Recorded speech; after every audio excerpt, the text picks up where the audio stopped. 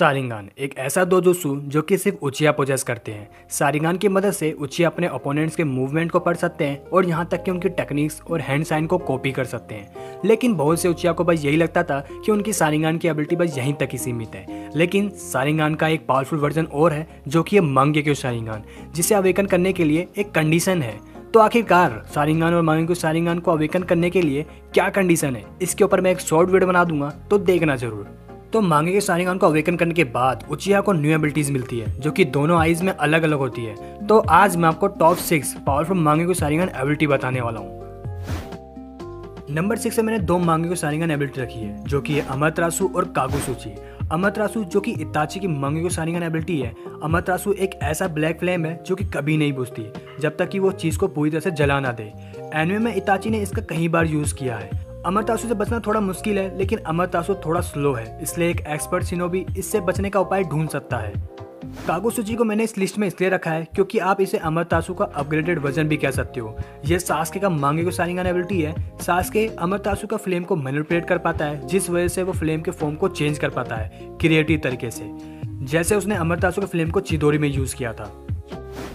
त्सुकियोमी powerful genjutsu है पूरे Naruto series में। ये इताची का मांगेक्यो शारिंगान एबिलिटी है जिसकी मदद से इताची किसी को भी इल्यूजन में ट्रैप कर सकता है जब भी कोई इताची से आई कांटेक्ट करता है। तो त्सुकियोमी का मेन एस्पेक्ट है अल्टरनेट परसेप्शन ऑफ टाइम। जब भी इताची किसी को भी अपने इल्यूजन में ट्रैप करता है तो वो उस बंदे को कई वीक तक टॉर्चर कर सकता है, लेकिन रियल लाइफ में कुछ सेकंड ही बीते होंगे, जैसे कि उसने ककाशी के साथ किया था। और सच में ये एक पावरफुल मांगेक्यो शारिंगान एबिलिटी है, इसलिए मैंने इसको नंबर 5 पे रखा है।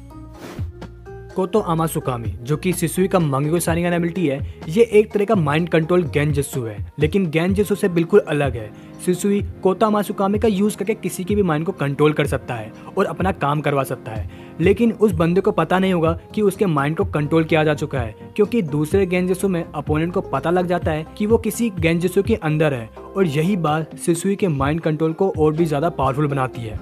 लेकिन इसका एक डिसएडवांटेज भी है, शिसुई इसका यूज सिर्फ 10 साल में एक बार कर सकता है, और इसी रीजन की वजह से मैंने इसको नंबर 4 पे रखा है। तो नंबर 3 में मैंने मदारा के मांगेक्यो शारिंगान की एबिलिटी को रखा है। तो मदारा के दोनों आईज में अलग अलग मांगेक्यो शारिंगान एबिलिटीज थी। वैसे हमने मदारा को उसकी मांगेक्यो शारिंगान एबिलिटी यूज करते हुए नहीं देखा, और ना ही हमें एनिमे में उसके मांगेक्यो शारिंगान एबिलिटी के बारे में कुछ बताया है। लेकिन एक एपिसोड में जब मदारा और हाशिरामा की फाइट दिखाई थी तो उसमें मदारा ने अपने मांगेक्यो शारिंगान की एबिलिटी को यूज किया था। राइट आई से मदारा एक सर्टेन इवेंट को रिकॉर्ड कर लेता है, जिससे कि वो अपने अपोनेंट के मूवमेंट्स को और यहाँ तक कि उसके वेपन्स एंड अटैक को मेमोराइज कर पाता है, जिससे कि अगर उसका अपोनेंट दोबारा उस अटैक को यूज करता है तो मदारा उससे बड़े आराम से बच सकता है।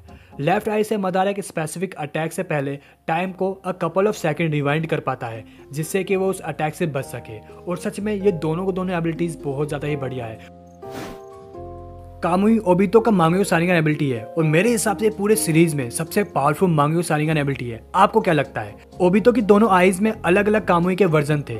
ओबितो की राइट आई में शॉर्ट रेंज कामुई था, जिसकी मदद से ओबितो कामुई डायमेंशन में आया जा सकता था, और ये अपने साथ किसी ऑब्जेक्ट या ह्यूमंस को भी लेके जा सकता था।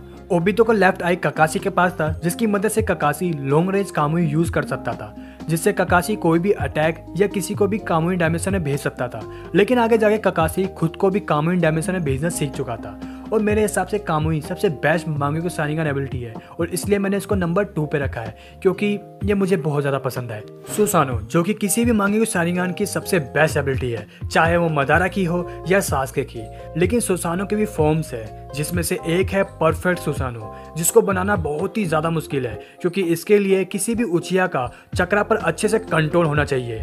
परफेक्ट सुसानो क्रिएट करने के बाद हर सुसानो के पास अलग अलग वेपन्स होते हैं, लाइक सास्के के पास स्वॉर्ड्स एंड बो है। सुसानो क्रिएट करने के बावजूद भी यूजर वेरियस जुत्सु यूज कर सकता है, और कुछ ही शिनोबी है जो कि सुसानो से फाइट कर सकते हैं, और इसलिए मैंने सुसानो को नंबर 1 पे रखा है। तो यही थे कुछ पावरफुल मांगेक्यो शारिंगान एबिलिटी जिनसे बचना बहुत ही ज़्यादा मुश्किल है। लेकिन कुछ ऐसे मांगेक्यो शारिंगान यूजर भी है जिनके मांगेक्यो शारिंगान एबिलिटी नहीं दिखाई है, लाइक मदारा का भाई इजुना उचिया और फुगाकू उचिया जो कि सास्के और इताची का फादर था, और इनका कहना था कि ये तो बड़े आराम से नाइन टेल को कंट्रोल कर सकते हैं। तो इसी से हम पता लगा सकते हैं कि इनका मांगेक्यो शारिंगान कितना ज़्यादा पावरफुल था।